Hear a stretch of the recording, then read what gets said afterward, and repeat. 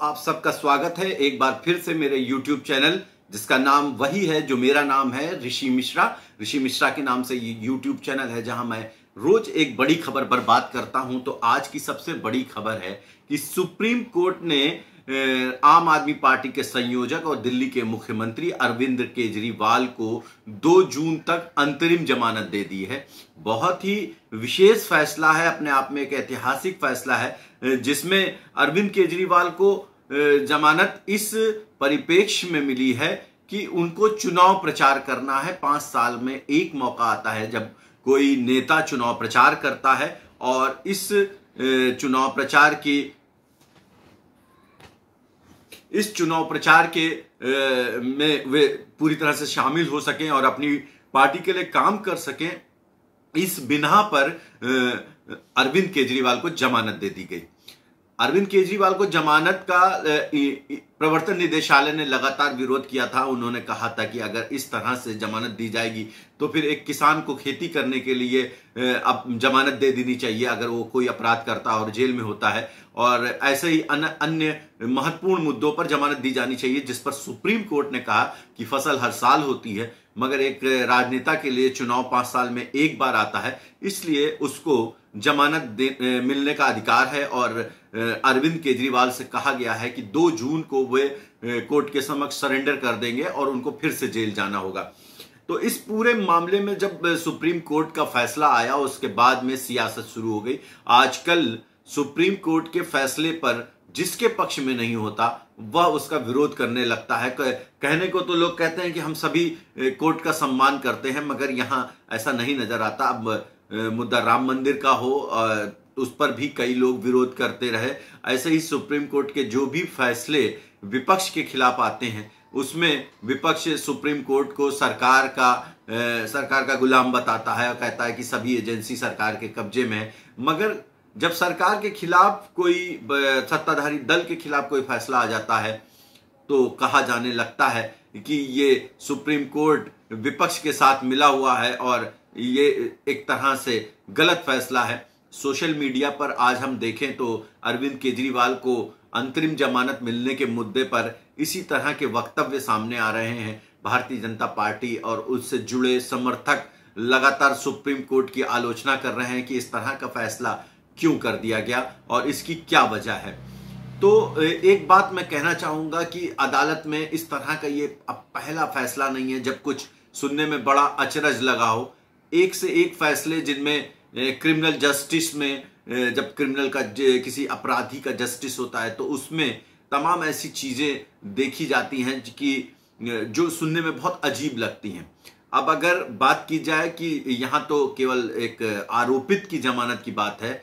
हरियाणा में गुरमीत राम रहीम केस में, जो बलात्कार के केस में आजीवन कारावास की सजा काट रहे हैं, उनकी 9 बार 2020 से अब तक 9 बार उनको पैरोल पे छोड़ा जा चुका है। कभी 1 दिन, कभी 4 दिन, कभी 5 दिन।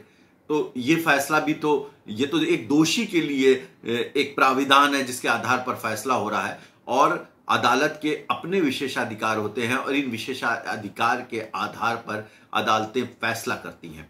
आप देख सकते हैं कि अभी कुछ दिन पहले एक मामले में एक लड़की ने जब बलात्कार का आरोप एक लड़के पर लगाया और वो लगभग 4 साल जेल में रहा, उसके बाद में ये मामला झूठा पाया गया तो अदालत ने एक आदेश दिया कि जिस लड़की ने बलात्कार का झूठा आरोप लगाया था, अब उसको भी उतने ही समय जेल में रहना होगा जितने समय वह लड़का रहा।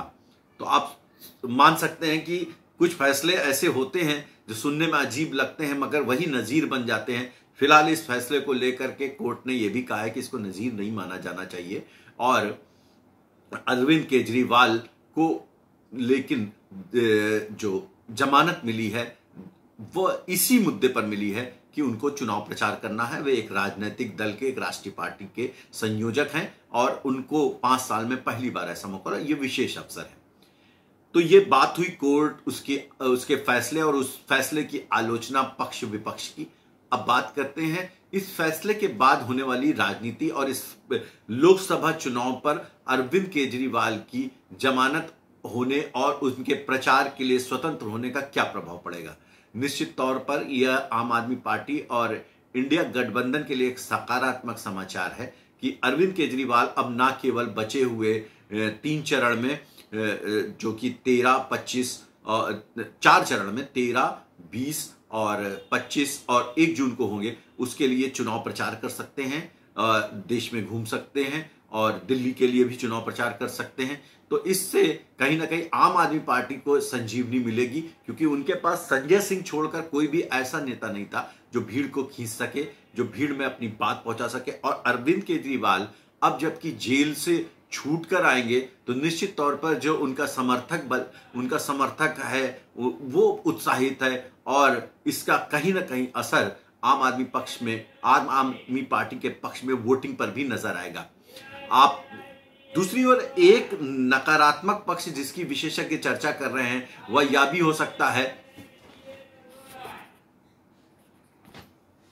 इसके साथ एक नकारात्मक पक्ष यह भी है कि अरविंद केजरीवाल अब इंडी गठबंधन के सबसे बड़े नेता हो जाएंगे, जिसकी वजह से कहीं ना कहीं राहुल गांधी, प्रियंका गांधी और ऐसे ही इंडी गठबंधन के अन्य नेताओं का कद अरविंद केजरीवाल के सामने कुछ घटा हुआ नजर आएगा। सुप्रीम कोर्ट से जमानत पाकर आ रहे हैं।